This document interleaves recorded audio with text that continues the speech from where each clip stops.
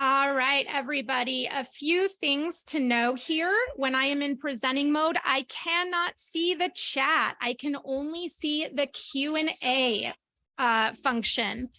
So I'd like each of you, in case you just came in, I'd like you to please grab a sheet of paper and a pen or a pencil. We are going to be doing some math together today. We are going to understand exactly what needs to happen for you to bulletproof your business, set your goals, and actually hit them in 2023. And there is no greater year for us to get together and do this exercise together. And I know y'all are feeling that, so we are here for you. Really quick, can somebody come off of mute and just let me know if you can see the screen and hear the audio, because I cannot see the chat. We can hear you and see the screen. Awesome. Thank you. I'm guessing that's Angela. So thank you so much for that. Okay. So here are the rules for the day. Number one, I want y'all to know that this was brought to you by the Education Committee. Hi, Marion. This was brought to you by the Ann Arbor Area Board of Realtors Education Committee. We wanted to make sure that everyone felt really confident in how to set meaningful goals this year, and then how to actually protect yourself from any market shifts so that you know that you can hit your income goals. It's really, really important to us that everyone gets what they need to out of the market this year, and this is what we're here to prepare you to do. Now, my name is Danielle Mapes. I am a local realtor. I have been active in the real estate community here since 2017. And I have seen real estate from a ton of different angles. So I have been on a team, I have been off a team, I have built my own team, and I've been in management as well here in the area. I am currently an active member of the Education Committee for the Board of Realtors. And so because of that experience, I've kind of seen goal setting and budgeting from all kinds of different angles. So whatever questions you have today, feel free to jot them down on your paper, put them in the Q&A function at the bottom of your screen. You should see Q&A, and you can slide some questions in there and we will answer them as we go through the program. If we have time at the end, we will go ahead and do some live Q&A where you can come off and ask some specific questions. We're going to try and cover a few different models here so that no matter where you are and what situation you're in, you know how to read your goals and your finances and project your income. All right. So number one, Education Committee. Number two, we're going to go ahead and get started now because it is 11:04. And so we have 56 minutes. The clock is starting. Please make sure you have your paper and pen, and we are going to go forward. Angela, did I miss anything?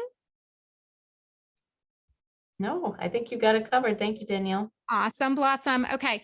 So again, my name is Danielle Mapes. I currently own a company called The Real Estate Prescription. So you will see our logo throughout the slides. If you have any questions, you're more than welcome to ask me. I do real estate coaching full time, but more importantly, this is a free offering for the Ann Arbor Area Board of Realtors because y'all are my family. And even though I don't coach mostly here in Ann Arbor, I coach nationwide. I have a special place in my heart for y'all. So if we can help you hit your goals, we're going to do that. So we're going to go ahead and get started right now. The goal for today is to understand the mathematical formulas of running a real estate business so that you can control your income and pivot when needed so that you can hit your goal. Okay. This is going to be slightly like a mini MBA for you. And I know math is not everyone's favorite subject, but we've made sure to really streamline the slides to only what you need to know in order to run a profitable business and hit your goals consistently. So stick with me and we will have time for question and answers if you get stuck somewhere. So first off, I want to start with a public service announcement, and it also comes hand in hand with a congratulations to all of you that are here. Make no mistake, guys, we are in a market shift. And for those of you who have been through the last market shift, we all hear the horror stories. We know that it was really, really tough for realtors because there was less inventory to go around. Sellers didn't want to come down, buyers didn't want to go high. And we find ourselves in a similar situation now. So we don't know exactly where this shift is going to take us. We still have new construction hitting the market, but we still have low inventory levels. And so this is kind of a moving target for us. But what it means is that we have to double down on our lead generation and our tracking so that we can make sure to hit our goals now more than ever. Okay. And this is where I really, really want you guys to pay attention. It's not just lead generation for lead generation's sake. When you go into a shift, you have to make sure that what you're doing is worth the time and the money that you're investing. You have to pit your strategies against one another and focus on only what works best because we don't have as much margin for error. Okay. So right now we're going to go ahead and give you the tools that you need in order to do that. No matter what your business model is, we're going to show you how to tame the beast, so to speak. So today in this class, you will set a goal based on what you need and on what you want. Those are two different goals. You've got to know what your bottom line is in terms of your net income goal. And then we also should, out of best practice, set a goal based on what you want. What is not just surviving, but what is thriving? And we're going to shoot for what you want, but we need to land above what you need.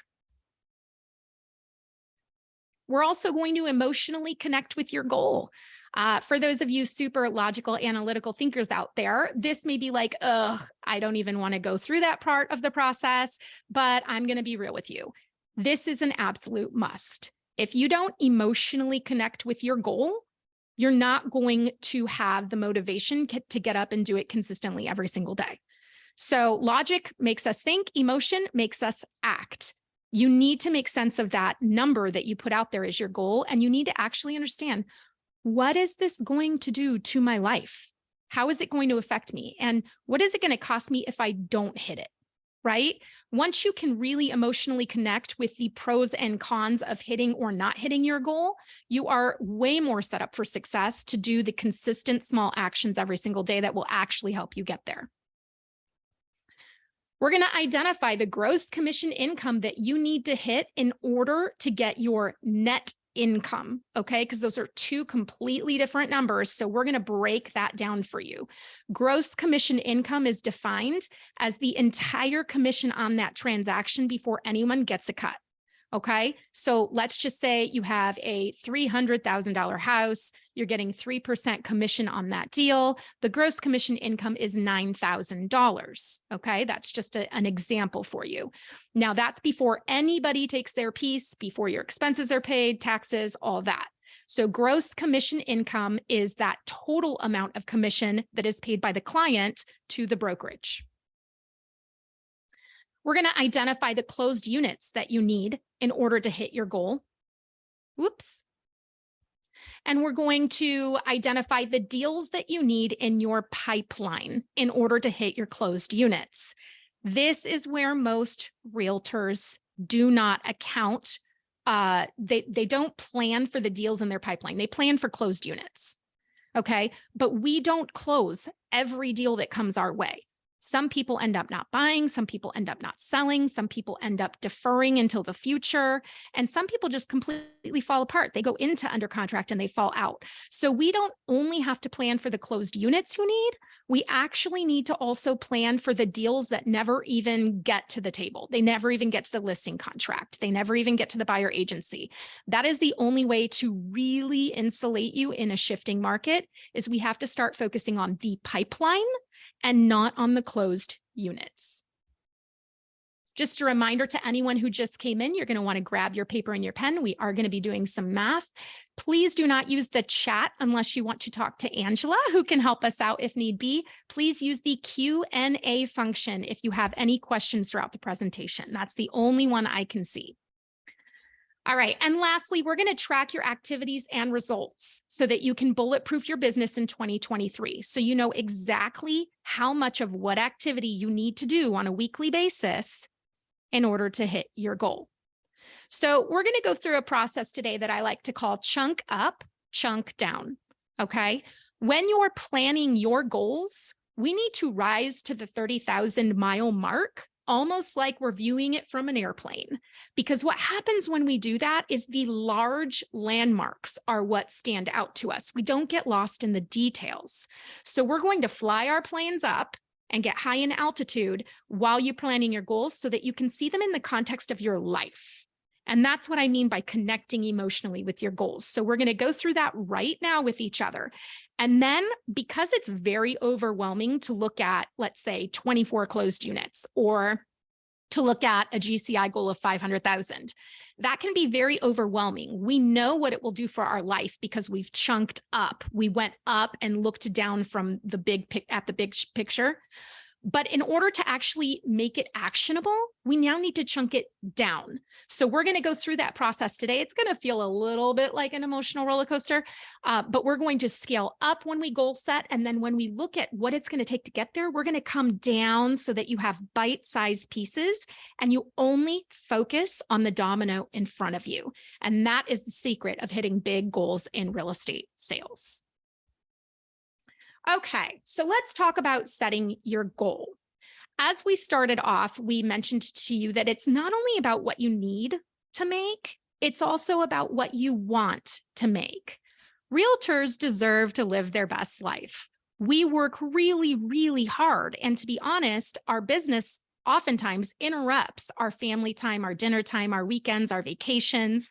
We need to not only know what it takes to survive in our lives, but we need to also know what do we truly want to get out of real estate this year, because it's okay to ask real estate for what you want. And we're going to help you get clarity on what it's going to take to do that. Now, the next part is connecting emotionally to your goal. Why do you want it? What is it actually going to do for you to hit that dollar amount? And what is it going to do to your life if you don't? And then our next question is about your vision. How will you know when you actually got to your goal? Besides money, right? When you look around in your life, what has that money done for you? What has it done for your family? And that's a really important piece because we will do more for others than we will do for ourselves. So we've got to tie our goal into the actual tangible, visible changes it's going to make in our lives beyond our own selves. And then the last part is something that's often overlooked. What are your limits? What are the values you want to stick to, the things you're not willing to violate along the way? So here's an example. If you know that your limit is you want to be available for dinner and homework time, then that has to be your limit. Your strategies have to get you to your goal without violating that. If you know that you're not willing to sacrifice your integrity, that you want to do the best thing by the client, which we all should be doing as fiduciaries, then you need to know that your strategies need to be able to get you there without violating your values. So it could be your time, your joy, your principles, but we need to give some thought to that. What are the things we absolutely need to set boundaries on so that our strategies have to work within the time and the principles that we give them? So I know that's a little esoteric, but we'll get into it and I can answer questions at the end. So for those of you who are newer to real estate, I find this helpful. When we set your goal today, which we're about to do right now, there's the must and then there's the want. So things that we must plan for are mortgage, food, gas, insurance, utilities, car payment, all of that. So I want you to think really hard. After taxes, meaning you've already paid the government your taxes, what amount of money do you need to cover the essentials? And we're going to do this in an annual amount. So this is your need amount. And I want you to go ahead and write that down on your sheet of paper. You're going to write, I need, and you're going to write an annual amount.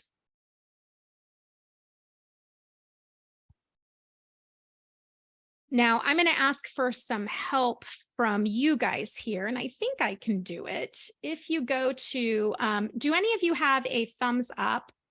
I'm wondering if I'll be able to see the thumbs up because I can't see the chat. Or maybe someone can come off mute and let me know. Let me know when everyone is saying done in the chat. So put your need goal. What do you need? When you see a couple dones in the chat, please unmute and let me know. I'm not sure that they can unmute Danielle, but I'll watch Ah, it for you.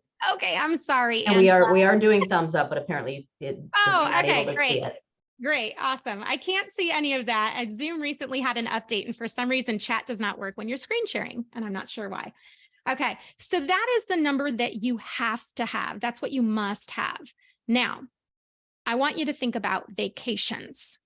I want you to think about retirement. Okay, do you need a new car? Do you want to save for your kids to go to college? I want you to add on to that must have number and come up with a number for what you want. Okay. And I urge you, if you don't have retirement savings as a realtor, let's throw a nice number in there, guys. We've got to start thinking about retirement. Okay. If you haven't had a family vacation in a year, by golly, put one in there. Okay. So I'm going to give you about 60 seconds. I want you guys, you should have on your paper now what I need to make and what I want to make. And remember, this is after taxes. So you don't have to worry about taxes. This is just your money. So I'll give you about 30 seconds more and then we'll move on. And if you're already done, I want you to actually get specific. So if you have a vacation in mind, if you have a dollar amount for retirement, go ahead and get specific right now on your piece of paper, because the more specific you are, the more likely you're going to emotionally connect with that goal, and the more likely it will actually happen. All right. Okay, so we're going to get into the emotional aspect of connecting with your goal. And this is a little exercise that I actually want you each to do every single day for 1 to 2 minutes every single day. I want you to close your eyes and imagine yourself in 5 years. You have the business that you want. You're spending the quality time with the people that you want. You have the joy level that you want. Okay. The phone rings with incoming referrals. You get emails, clients connecting with you and sending you a referral. Maybe you have an assistant that walks in and says, "Hey, boss, here's your cup of coffee. Go get them," right? Whatever that looks like. Okay. And then I want you to turn your attention to the people that are important in your life. What do their lives look like? Because you hit your goal. And I want you to step into that future vision of yourself and breathe it in. It is absolutely critical that we step into that future vision of ourselves. Once you have your goal, a goal doesn't mean anything if you don't connect with it daily. And if you were that person now, you'd have that life now. So something needs to change within us from this moment until that moment in 5 years when we have the business and the life. And it's not just time. If it's just time, you're going to make a grave mistake. Every one of us has something that needs to evolve within ourselves in order to have that life that we desire. And the quickest way to get there is actually to borrow from that future self every single day for 1 to 2 minutes a day. Now, why does this matter? Because when you get into those eyeballs and those senses, and when you feel that life the future self has, it will actually start to condition your brain to raise your expectations, to raise your standards, and to make different decisions. So this is what I call kind of like priming yourself. If you prime yourself in the morning and then you start to go about your day, you're actually way more likely to make the decisions that that future self will make. So we get into that mindset almost the way an actor would, and we act the way our future self would act. And that is exactly what will call in that life for you, because the consequences of our decisions are what get us our results. So we've got to make different decisions. So a really nice way to focus this, and this is something I invite you to do with people that are important to you in your life. If you have a husband, a wife, a partner, think about your mission, vision, values. So number 1, why does this goal actually matter to you? Like, why are you alive? What are you looking to accomplish? And why does this goal matter to you? What does it do to get you there? Number 2, how will you know when you've arrived there? Look around you. What does your life look like? What have you gained from having that kind of business? And what do you no longer have to deal with that was a problem of the past? And then remember, your values are your guardrails. These are the things that you cannot sacrifice along the way, because when you get to the end, you don't want to look around and realize that you lost it along the way. So a great example here is family time. If you know your life's mission is to show up and be there for your children, or make sure you take care of your parents as they age, you cannot neglect them along the way. So those are your values and those are your guardrails. And what that does is it forces your strategies to get super duper efficient. Things that are inefficient will fall off your radar because you have a no excuses mentality around your values, right? So this is us emotionally connecting with our goal. So I want you to look at that number on your paper, and I want you to emotionally connect with that vision of what life it will give you. Okay. So tips for feeling your why, and then we're going to get into the math. Tips for feeling your why. Number 1, get in touch with your vision and your future self daily. Number 2, proactively protect your mind, body, and spirit, energy, soul, whatever you want to call it. There's your mind, and then there's your physical body, but then there's also your energy level. And if you are consistently draining it, it's going to get more and more difficult as the days go on. So make sure you are protecting, expending, and conserving your own energy. Many of us are actually closet introverts.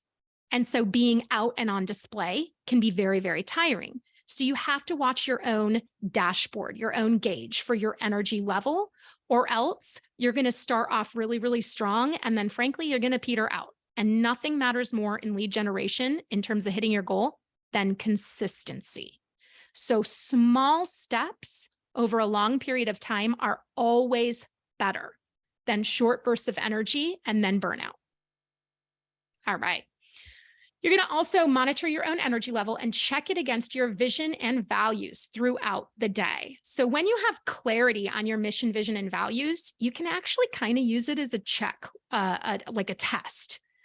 So you can take what's coming to you and you can use it as a compass. Your mission, vision, values will show you what is worth you getting involved in and what is no longer worth it, because it actually steals you, away from building that mission, vision, values. So it helps you get more and more selective. And as we go into a shift, that is something we're all going to need to do.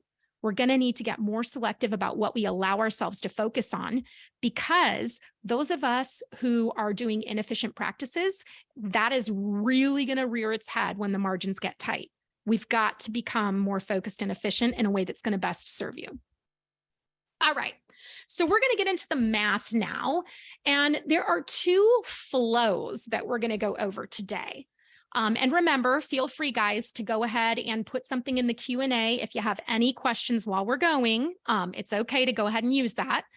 The 2 flows that we're going to go through today are money and people. Okay, those are 2 currents in real estate that are absolutely essential that we understand with complete clarity. Okay, the flow of money and the flow of people in our business.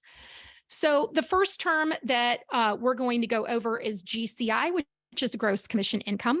If you have just joined us, we went over this in the beginning of the course. Gross commission income is defined as the total commission on that transaction before anybody gets a piece. Meaning, if you have a $300,000 house and it is a 3% commission, then that's $9,000 gross commission income. Okay. From there is a cost of sale.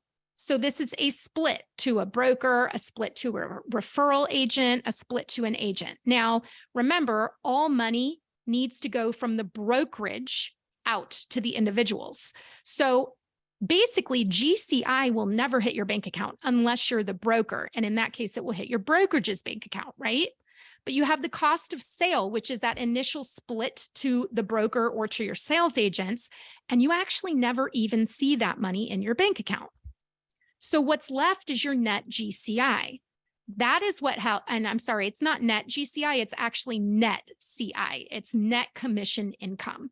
Okay, so your net commission income is what hits your bank account. You have a closing, the money goes to the broker then issues you your part that's due to you, and that's your net commission income. Additionally, you have business expenses beyond that which is already taken, right?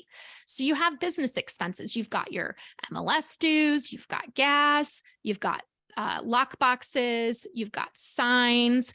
So I want you to go ahead right now and you can make a small list of your business expenses. And I like to start with the most major business expenses. Now, remember, this is not your split to your broker. This is not a split to a buyer's agent. These are other types of expenses that you actually have to physically pay. So I want you to make a small list right now and start with the biggest ones. And as we go through this course, you're actually going to figure out how much your annual business expenses are. Now, don't let perfection get in the way of progress. This can just be an estimate, but at least you'll know what you're working with, okay? So again, we've got our gross commission income. The broker takes their part, distributes the rest to you. Then you've got your net commission income. In that account, you're going to now pay off your business expenses. And what's left is your profit. Your business, you as a realtor, your business has a profit. That's after cost of sale and after expenses. So when you have a P&L statement, that is what shows up as profit. Now, this is before taxes because we actually pay taxes on our profit.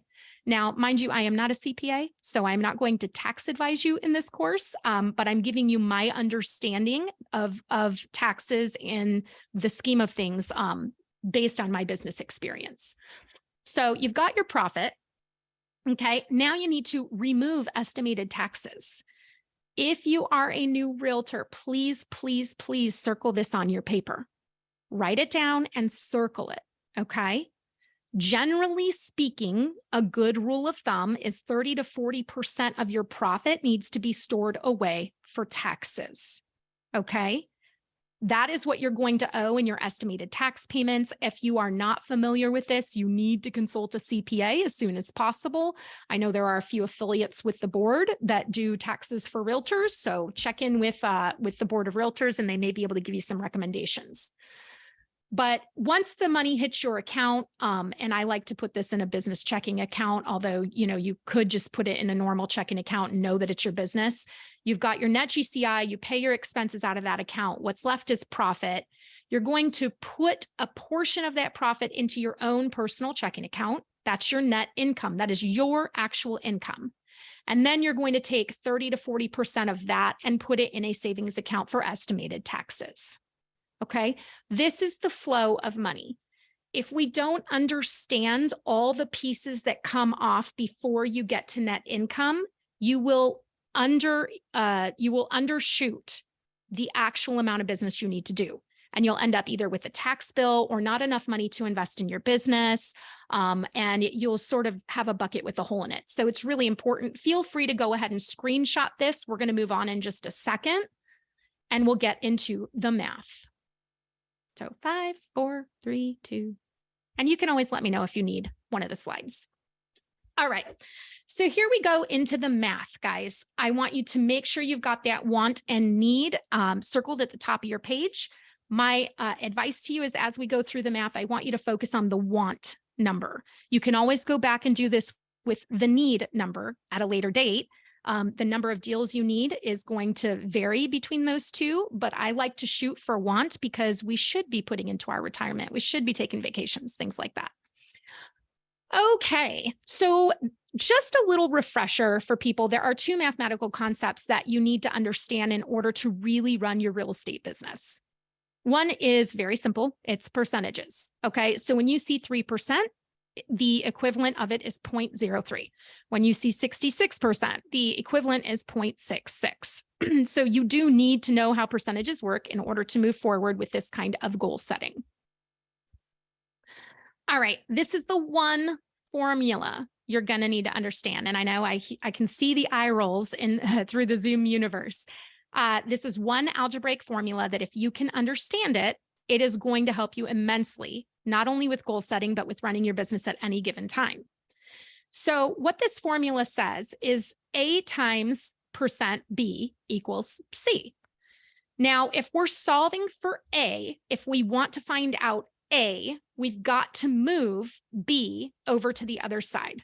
Okay, so if we solve for A, we're going to move B over to the other side. And the way that you do that is by division. Okay, so if it's multiplication on one side, it turns into division on the other.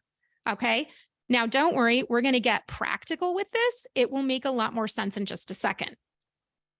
So here's an example.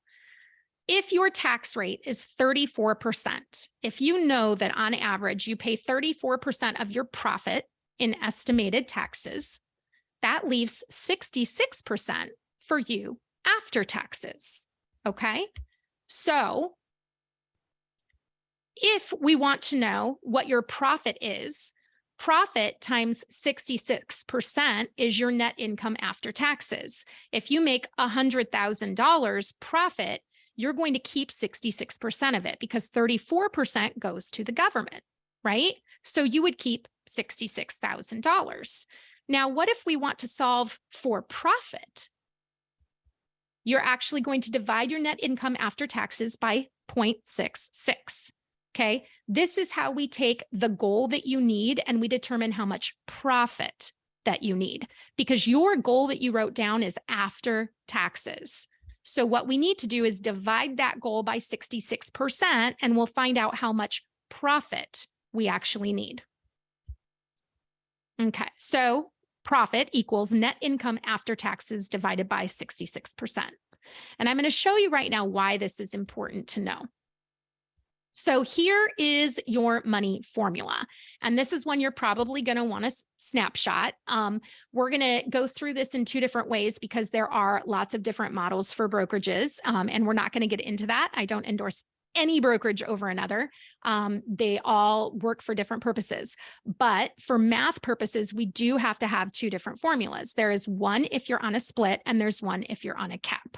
Okay, so we're going to start with if you're on a split. And the purposes of this is for you to understand and know how to do your own formula.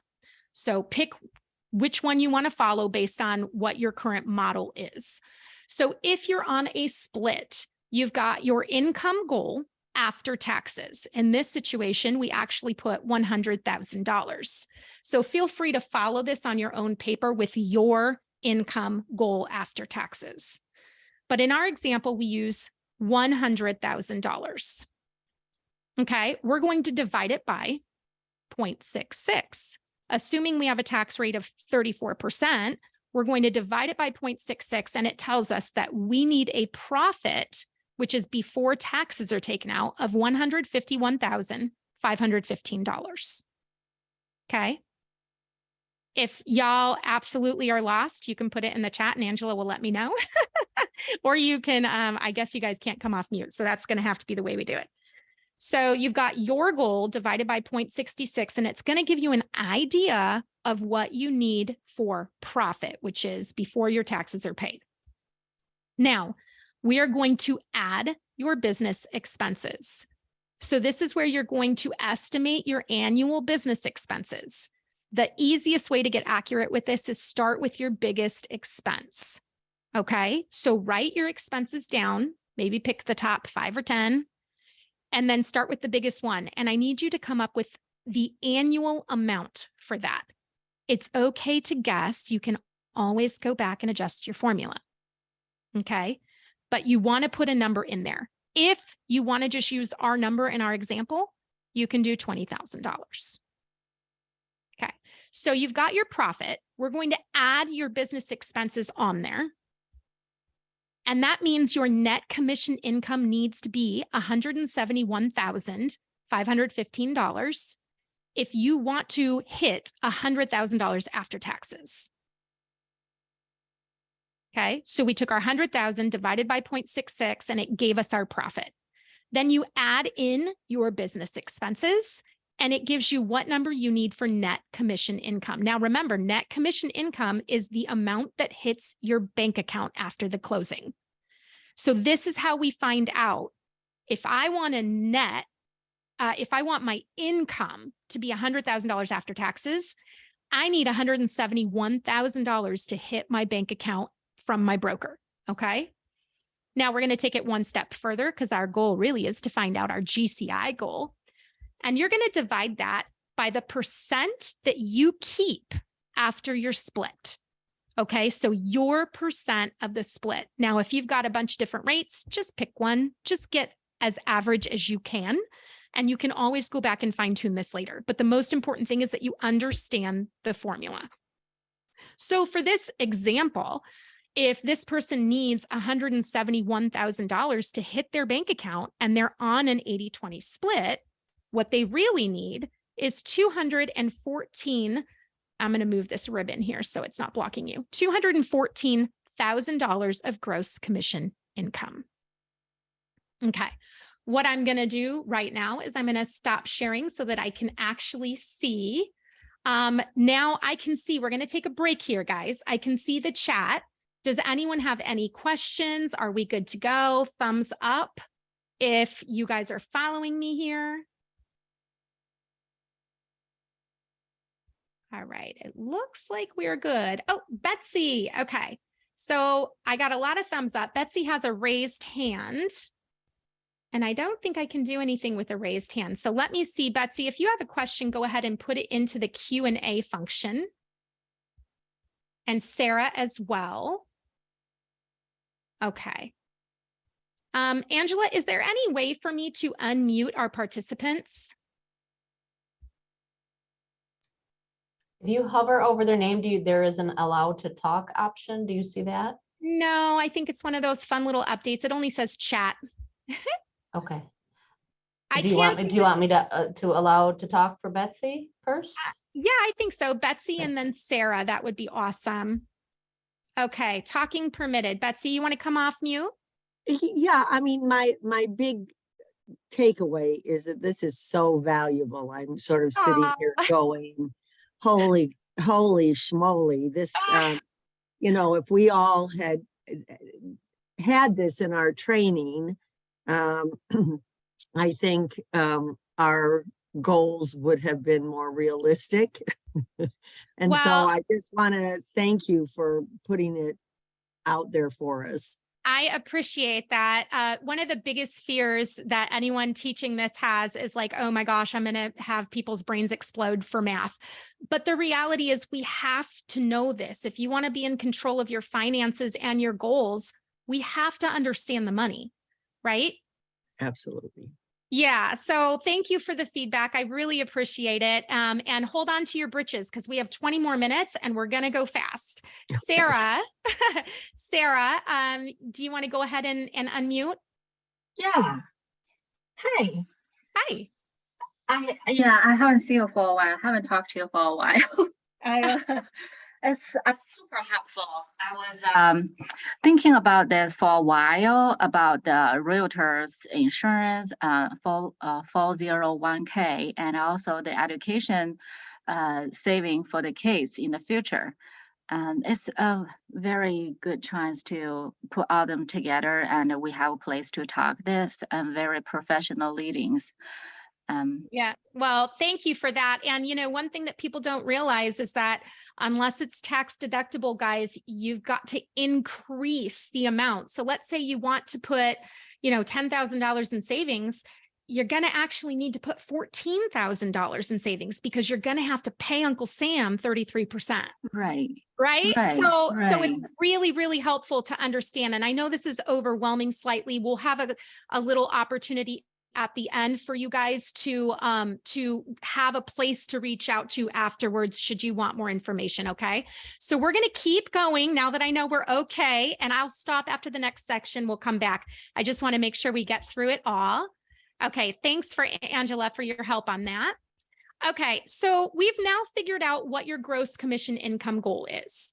Okay, so what we're going to do, and this is just, this is showing you if you're on a cap. Okay. If you're on a capping system and you know you will cap, what you can do instead of dividing by your portion of the split, you actually add on your cap. So in the example that we used, This person needed $171,000 to hit their bank account. If they had a cap of 20,000, they would end up needing a gross commission income of $191,515. Okay, so that's how it works if you're on a cap. You get to the amount that needs to hit your bank account, and then you add on your cap. All right, cool. So now that we know our income goal and we know why it is important to us, and we know the amount of gross commission income that we're going to need in order to live our best lives, okay, the next step is we need to chunk this down into bite-sized pieces because it's very overwhelming. You don't eat the elephant all at once. And I know that's a terrible metaphor, eating elephants, but how do you eat the elephant? You eat it one bite at a time. Okay. So we need to chunk everything down now. Now that we've looked at the big picture of our lives, we're going to get down to a very microscopic level so that it's super bite-sized. The smaller the goal daily, the more likely you are to be consistent. And being consistent is incredibly important. I do see some, you know what, Scott, I wasn't planning on sending the slides out, but Angela and I talked about making the recording available.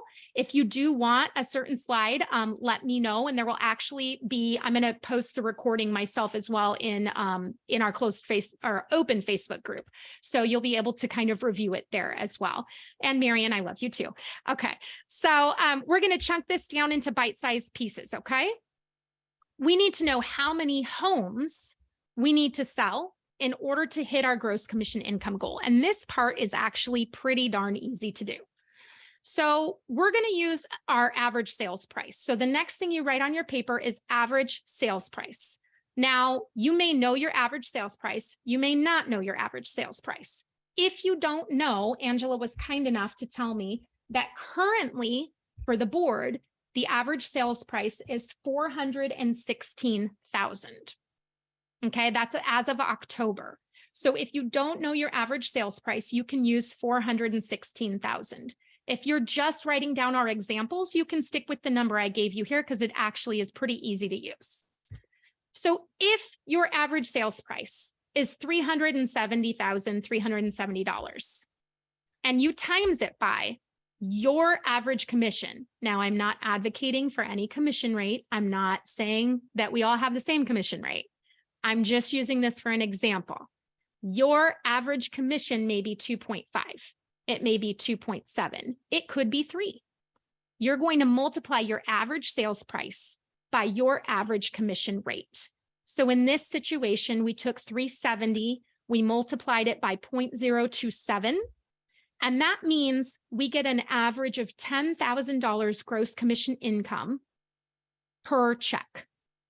Okay, so every time you close a house, it's on average $10,000. Now, if you're using that 416 figure that is average for the board, you're going to get a higher amount than that. If you have a lower price point, you're going to have a lower amount than that. But for our purposes, we're going to say $10,000 per check.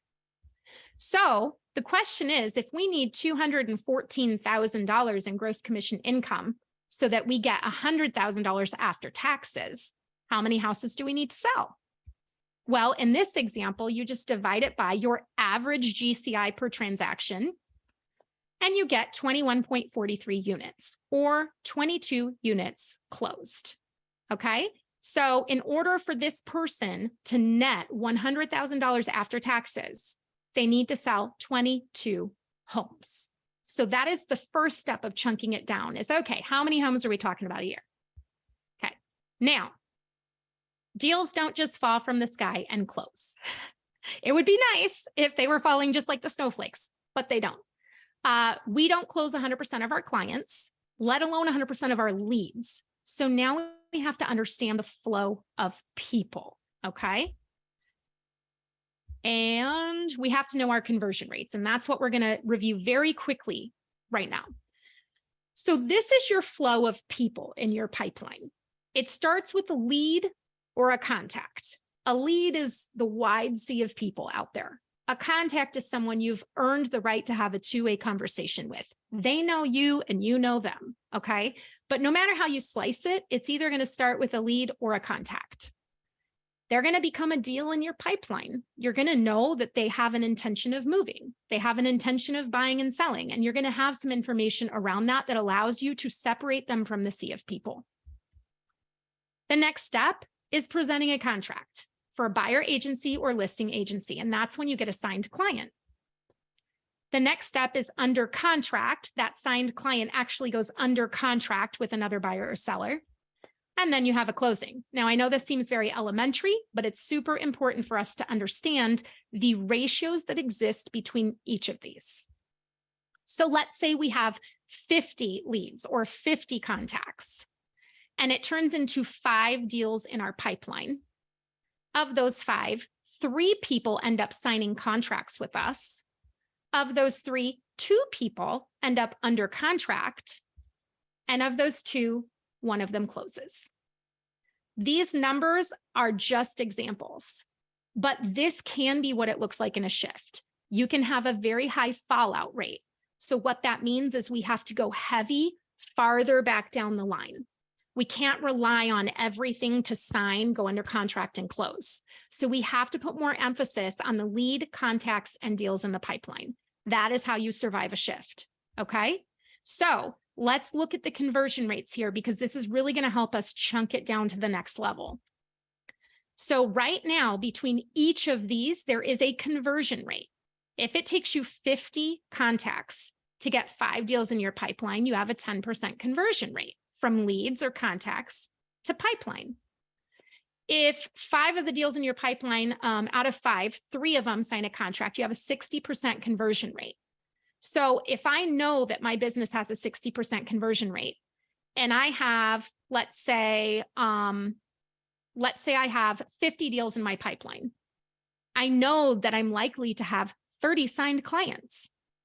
All right. And I know that I'm likely to now have 20 under contract, and I'm going to close 10.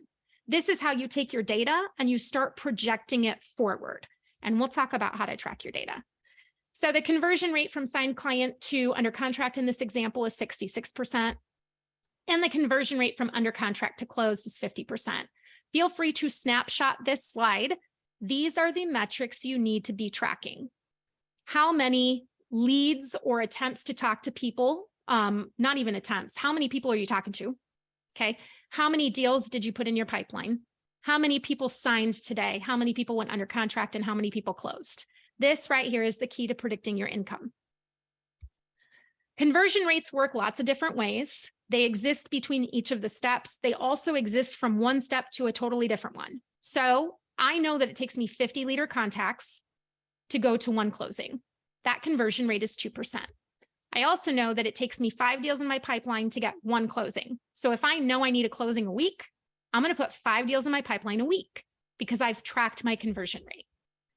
Okay. If I know that I need 1 closing, I need 3 signed clients in that week. If I know I need a closing, let's say a month. If I know I need a closing a month, I know I need 3 signed clients that month, right? And it always happens by moving backwards. If you need clients, what you really need is a deal in your pipeline. And if you don't have deals in your pipeline, what you really need is the lead or the contact. Okay. So it's all reverse engineering, but once you track these figures, you're actually way more likely to be able to predict your income. Okay. I am going to stop there. And before we chunk it down the final bit, I want to see if we have any questions and answers. Let me stop sharing for a moment.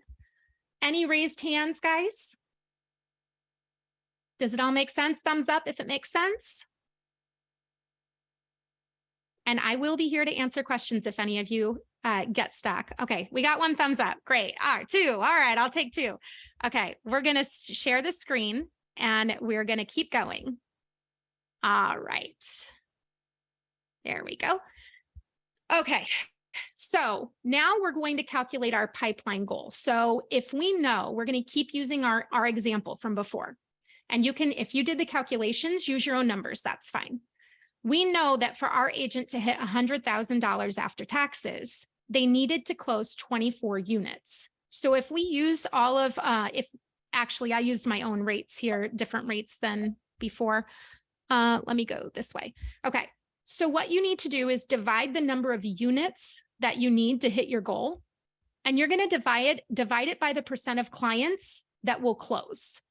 meaning you signed a client and they actually closed. So in our example, I think it was like 3 signed clients led to a closing. So that's 0.66. Here I used 0.75 because I think that's a little more in line with the shift. You're going to be between 0.5 and 0.75, but you know your fallout rate. You need to ask yourself, how many clients did I sign and they actually didn't end up closing? So you're going to divide it by the percentage that actually did move forward. And if you want to make it easy, just use 0.75 for now. And then you can track and go back and look at your own rates. So if this person wants to close 24 units and only 75% of their signed clients actually proceed to closing, they need 32 signed clients. Okay. The next step is dividing it by the percent of clients that sign the contracts. Okay, so if only 80% of the clients that are presented a contract sign the contract, this person needs to present 40 contracts to get 24 closings. And if we divide that by the percent of pipeline that will actually turn into an appointment, let's say we have 100 people in our pipeline, but only 50 are presented contracts, we now divide by 50%, and we realize that we need 80 deals a year in our pipeline in order to close 24 houses. Now, these numbers and conversion rates are going to vary by the market. They're going to vary by the person. So the one thing you need to know is to track those metrics that were in that pipeline that I showed you before. So how many conversations or contacts are you having a day? How many of those people are going into your pipeline? The next step is how many contracts did you present? How many contracts, meaning buyer agency or listing contracts, did they get signed? How many went under contract and how many closed? If you track those metrics, you're going to have your own conversion rates and they're going to be accurate for the current market. So that is one of my recommendations, is track those metrics every single day. Okay, so this person, based on these metrics, needs to put 80 deals in their pipeline in order to present 40 contracts, in order to have 32 of those people hire them, in order to close 24 units. All right, so this is just showing you in order to close 24, they need to actually put 80 in their pipeline. And remember, the biggest thing you can do in a shifting market is focus on the pipeline. Make sure you are insulating yourself well beyond the closing point or the under contract point. You need to be filling the pipeline. Okay, so we have 5 minutes. So before we chunk it down that last part, I'm going to stop sharing. I just want to make sure you're all still with me. So thumbs up if you are ready for the last chunk down. Okay, we got a thumbs up. I don't see any questions, so I think we're good to go. Wow, y'all are great. You must be mathematicians. Most people hate this material, but it's so important, so we got to teach it. Okay. So now that we know how many deals we need in our pipeline every single year, we have to chunk it down so that it's actually doable, so that you have a positive reaction to it, not a negative one, right? It's all about perspective. So if you chunk it down, it becomes more palatable. And if it's more palatable and seems more possible, you're way more likely to take action. All right, so here we go. How many weeks a year do you actively want to lead generate? Go ahead and write on your paper. How many weeks a year do you want to actively lead generate? You can take weeks off. You should take weeks off. And you can do it and still predict your income. It's just all about understanding the math. So in our example, our agent wanted to take 4 weeks off a year. So our agent's going to work 48 weeks this year. So if you divide the number of deals you need in your pipeline by the number of weeks you're going to work, what you actually get is the number of deals per week that you need to add to your pipeline. So in our example, if this agent wants to net $100,000 after taxes, they need 80 deals in their pipeline so they can close 24 units. And they only want to do it in 48 weeks. What that means is every single week, that agent needs to see 1.6 deals added to their pipeline. That seems a lot more doable. So now we're going to get into these strategies. This class was not meant to teach you strategies. It was meant to help you understand whether your strategies are working and are going to get you where you want to go. So my best advice for you, I have coached a lot of agents, and now many of my agents are nationwide. So they're all experiencing this shifting market in a different way. And they all suffered from a few things before they came to me that we've been able to eradicate. Number one, limit your strategies. Do not throw handfuls of pasta at the wall just to see what sticks. This is not the market for that. Limit your strategies to what you know works and what you know works best. Number two, pick the best ones and focus. Your goal depends on it, and your goal matters. How do we know that? Because you connected emotionally to it and you tied it into how it affects other people in your life. Track every single day. Track those metrics that I gave you, and I'm going to show you how to track your activities and results as well. Track your time invested in a strategy. Track your money invested. Track your lead indicators, which is the number of activities that you did, and track your lag indicators. That's the number of results. So I'm going to show you what that looks like right now. Here is one example. It cost me $0 today to call my sphere. It cost me 90 minutes. I made 15 dials in those 90 minutes. I connected with 7, and I found 1 deal. So if this data continues over and over, it takes me 90 minutes or 7 connects to get 1 deal in my pipeline. So if I know that I need 1.6 deals in my pipeline, I'm going to make 10 to 14 connects a day. Oh, I'm sorry, 10 to 14 connects a week. Okay, so you can use math to actually say, if I know that it takes me 7 phone calls to my sphere to get a deal in my pipeline, then now I know what it takes to get a deal in my pipeline. I can repeat and duplicate. Here's another example. If it costs me $16 today to have access to scrubbed leads, which is $500 a month divided by 30 days. So if you pay $500 a month for your scrubbed leads, it costs you $16 that day to have access to those leads. It also costs 120 minutes, made 30 dials, connected with 5, and found 1 deal. All you need to track is the $16, the 120 minutes, the 30 dials, the 5 connections, and the 1 deal. Last example, it cost me $400 today to throw my client event.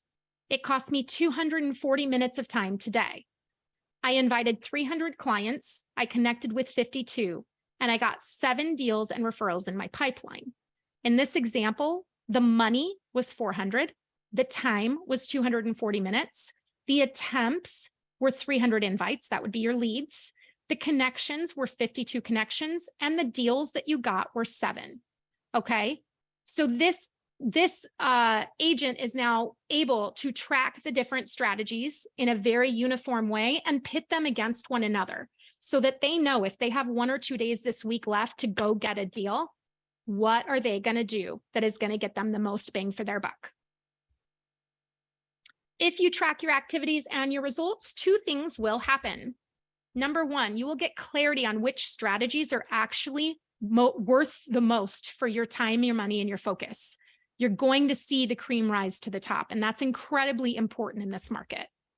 Number 2, you will be able to plan your activities so that they intentionally, predictably hit your goal. That is a level of assurance that we don't often have in real estate. But if you can learn to do this, you can master your income, and it's super important. So for example, if I needed 1.6 deals this week, like our example agent, my client event should more than surpass that based on past tracking of client events. So I wouldn't have to lead generate the rest of the week. I could go spend it with my family. If I'm calling scrubbed leads, it's going to take me 2 days, 2 hours each to hit my deal and pipeline goal. 1 deal a day times 2 days, more than my 1.6 that's needed. Okay. Or I can spend less time and spend 90 minutes with 2 days each calling my sphere, and I can still hit my goal. So where is my joy? Is it in my sphere or my leads? Okay. Where is my investment? I'm investing more in something I could do for free, right? And how much time do I have and want to commit? It's going to take more time with the scrubbed leads than with the sphere, right? If I run out of people in my sphere, I can go hit my scrubbed leads and I know what I'm going to need to do. So this is how you have control over your goals and your income. So just to wrap up, and then we'll do a little bit of live Q&A and then I've got to go. But just to wrap up, you're going to need 3 things consistently every single day in order to hit your goal and really predict your income. Number 1, you need mindset. You need to come back to that future vision of yourself. Number 2, you need to have activity. You need to take the actions that future self would take on a daily basis. How did they get there? What did they do to have that business? You can start doing that today and start actively building what you desire. You just need to know what to do and what result you're going to get. And the mindset is the gas in the engine. It's the gas in the tank. It's what keeps you going and consistent, because nothing matters more than consistency. And then you need to track. So you need to track to ensure that your strategies are enough to actually hit your goal in the time allowed without violating your values. So important. If a strategy is inefficient, it will take away your joy, your time, or your money. It will violate your values. So have high standards for your strategies. Last but not least, consistency is the most important factor. Anyone who has read The Compounding Effect knows that small, tiny changes every single day lead to dramatic results. So keep your goals small and bite-sized. Don't let them overwhelm you. Priority is staying consistent. Success is simple, but it's not easy, and that's the consistency part. In order to be consistent, you need to chunk it down. Focus only on the first domino that's in front of you and nothing else. So if you know that you need to make 7 connections today in order to get your deal, then just focus on your 7 connections and tune everything else out. And that's what makes it much easier to accomplish. You need to feel your goal, not just understand it. You need to know what it's going to cost you and your family not to hit it. And you need a daily practice to be in your best condition, mind, body, soul, your spirit, your energy. And just remember, you're in the driver's seat. Have grace with yourself, but own your results completely. If you decide you need the time off, own the lack of results. If you decide that you need the results, own the activity, right? But have grace with yourself, because putting pressure on yourself is not necessarily helpful. But be real with what's at stake. Know what's going to happen if you don't do your activities. All right, so the goal today was to understand the mathematical formulas of running a real estate business so that you can control your income, pivot when needed, and hit your goal. I am going to do some live Q&A, but if any of you want additional information like this, you can join our free public Facebook group. It's called Data Driven Real Estate Agents Models for Success. Just look it up on Facebook. Data Driven will probably get you there. And you can request to join there. I want to thank the Education Committee and the Ann Arbor Area Board of Realtors for putting great material like this in front of you. There are fantastic classes. If you're not involved in a committee, get involved in a committee. If you see Angela in the office, say thank you to her because she's amazing. And we're going to go ahead and do some Q&A right now. So let's see. Okay, bye, Sarah. Thank you, Giselle. Appreciate it. Let's see. I think we're good to go. All right, I'm going to hit the chat. I'm going to stop sharing now, and I will hit the chat. Does anyone else have any questions? I know everyone's probably like, blah, blah, blah, blah, blah, blah. Going once, going twice. All right, Angela, I think we're set. Nobody seems to be needing any help. Can y'all give me a reaction? This is your face or your feedback time. Okay, we got some positives. Is there anyone? Did I really piss anybody off? You're always gonna have. You're not. What is the saying? It's you might be the juiciest peach, but not everybody likes peaches. Right? So, okay. All right, guys. Thank you, Sheila. Thank you, Maria. Love you both. don't forget to hit up that Data-Driven Real Estate Agents Models for Success Facebook page. You're more than welcome to come and join. It's an open forum and it's nationwide. So please introduce yourself if you jump in there, because these are referral partners. So go in there and introduce yourself. Let me know if y'all need anything. I'm going to put my email in the chat.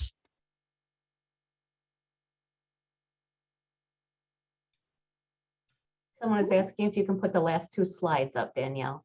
I can, absolutely. And I am going to, put my email in there as well. Let me share the screen. Okay, last 2 slides. I don't know which ones they want. There's definitely this one here, which is the Facebook group, but I don't know if that's what they're asking for.